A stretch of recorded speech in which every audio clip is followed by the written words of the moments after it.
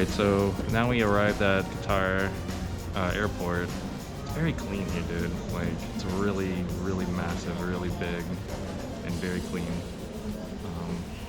We're waiting on like a trolley to come right now because apparently this airport's like massive. Like, it would take a long time to get to the gate from where we are now.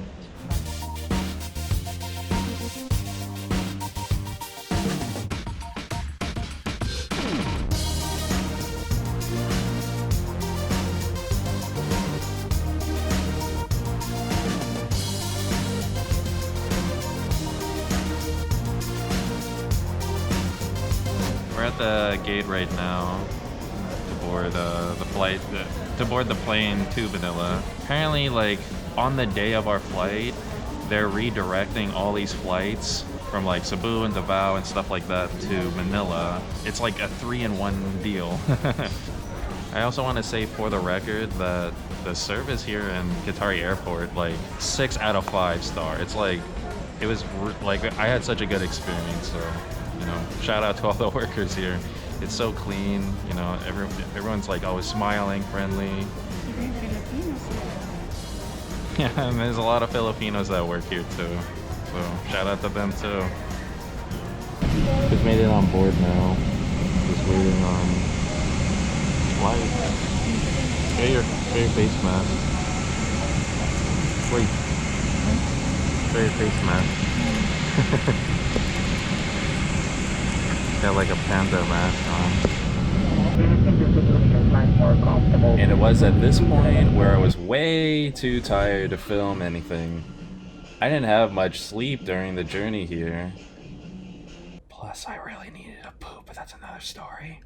So when we made it to the Manila airport, basically there's a lot of procedure just to get inside the country. Just like right out of the gate, you know, it's like you get up to like a checkpoint where you have to show your passport and like, you know, your boarding pass and all that, and then there's like a lot of paperwork you have to do, and then another table where you have to prove that you're going to a hotel that's credited for quarantine, and then you have to pay in advance the swab test to prove that you're negative with COVID, and you have to go through, you know, it's just like on and on and on. Like, there's so many different checkpoints to go through in order to get out of there.